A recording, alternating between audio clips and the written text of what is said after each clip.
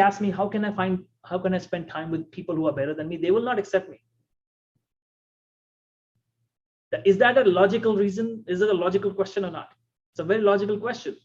How can I spend time with people who are better than me? They are not going to accept me. So I would like to hear your answer. Yes, you have something to say. I'll give my answer. That's a very valid thing you said. And I found that when I was in India recently, and people say, oh, all my friends are like this only. Thing is, first of all, you have to accept this fact. People are not ready to accept it, this thing, this issue. They don't want to believe it. They don't, because they have their own mindset. Second is, it's very right. They won't accept you. You have to give value to them. Do some benefit to them, give value to them, which they recognize, and it will take time. Over a period of time, you will see that those are the people, they will now look out for you. They will help you, they will look out for you, they will like your company, they will like to, so it will not be overnight, and you just have to give and help them, support them, give them value. Very. I don't know, I'm not getting I think the right your words. answer is, I think your answer is way beautiful and prettier than my answer. Really? Oh, yes. My answer was, I gave the answer to this patient I had. I said, who is asking you to find a person who is he's on the top of the field? Just find a little better person and be friends with him. Then find another better person, then better, and then gradually. You have that circle, you have that circle of influence. And where you will find these people? You are not going to find these people in a bar. You're not going to find these people in a club. You're going to find these people in a library. It can be a library. You see, these are the people who might be, a lot of time, at least in America, many of these people, they do volunteering. So you have to find out where these guys are going. Exactly. They may not go to a bar, they may not go to a club, but they may be volunteering somewhere where you also try to go and see wherever they are spending time, you try to go there. Exactly. So just think about it. Use your brain. Where can I find these people? Library, university. Libraries, university libraries, the places where education is done. That's where you will find educated people. And seminars, webinars. If you go to a seminar by Bob Proctor, you will find all the CEOs out there. He has this, I followed Bob Proctor he was having that 3-day seminar, now he has somebody he has partnered with some lady. He's partnered with Proctor Gallagher. Gallagher Institute. They have an institute. They have a thing. They're partnered, and definitely. And one thing you mentioned about libraries, and what I find is, at least the people I associate with so far, they don't have any reading habits.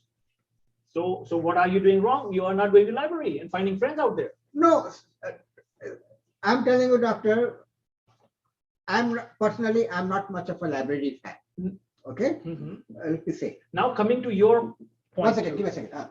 Library fan. But a lot of time I buy these books, they are available very cheap, second hand, third hand from Amazon. Yeah. So I buy it because library you have to return it. If I have my own, I can underline it, I can comment it, I can read it again and again.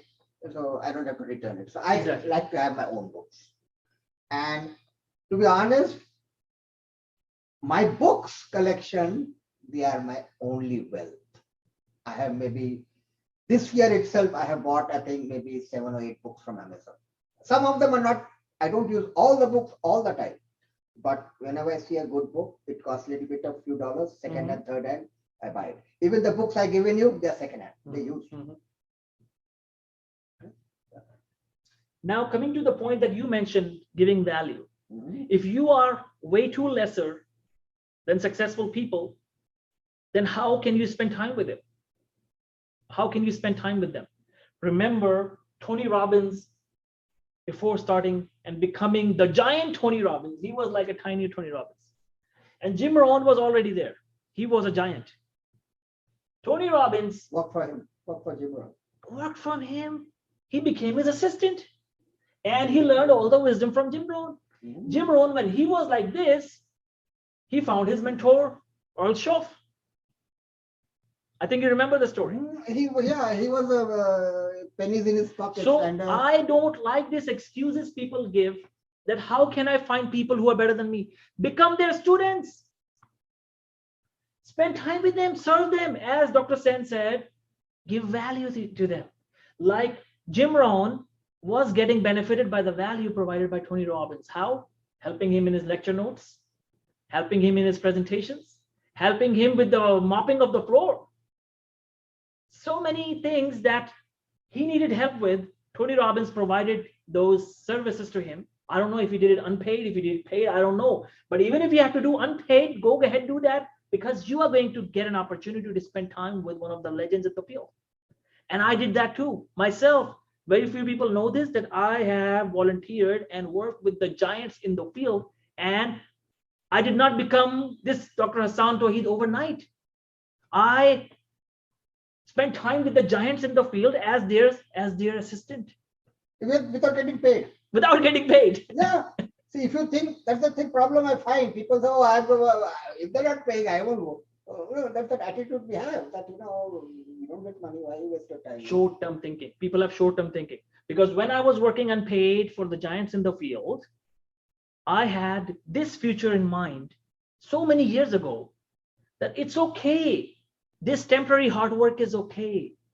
Because what I am seeing is the next 2 decades, the long-term success after 10 years, 15 years, what will happen?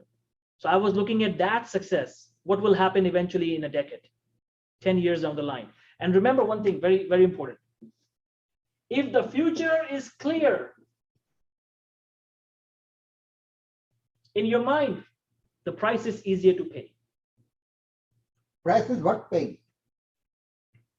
Price is what paying? The price of working without money, learning from an expert, spending time with him as an assistant, unpaid, this kind of hard work, discipline, persistence, determination, dedication, this hard work is the price that you're paying. It becomes easier if you can see your future clearly. So the first thing first is always to begin in the end in mind. Like Stephen Covey said, you gotta see your future so clearly that it becomes a reality. You can literally see it, feel it, touch it. If you can do that, price will be easier to pay. And then you will become this giant one day. You cannot become this giant overnight by just changing your title on LinkedIn, calling yourself CEO, without even getting a business license. You just change your title to CEO and you think you are becoming a businessman, you become a giant. No, you gotta go through the step-by-step process, step-by-step process. One day you will be that giant, but it's not gonna happen overnight. And like Jim Rohn said, his mentor, Earl Schoff said, Mr. Jim Rohn, why don't you set a goal of making $1 million? He said, I didn't even have to ask him why. I knew why.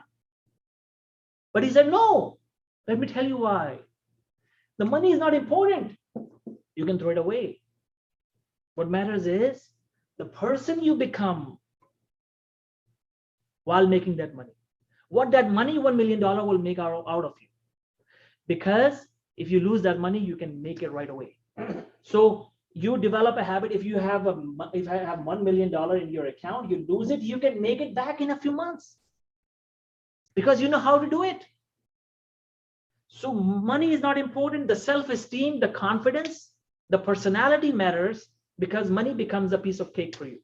And you don't run after money then. You run after personal growth, knowledge, education. Money will follow you. Money will follow you. Money becomes your servant. Most people have money as their bosses. No. Most people have money as their boss. They run after money. But if you run after personal development, money will run after you. Money will become your servant. Use your servant to what a servant can do.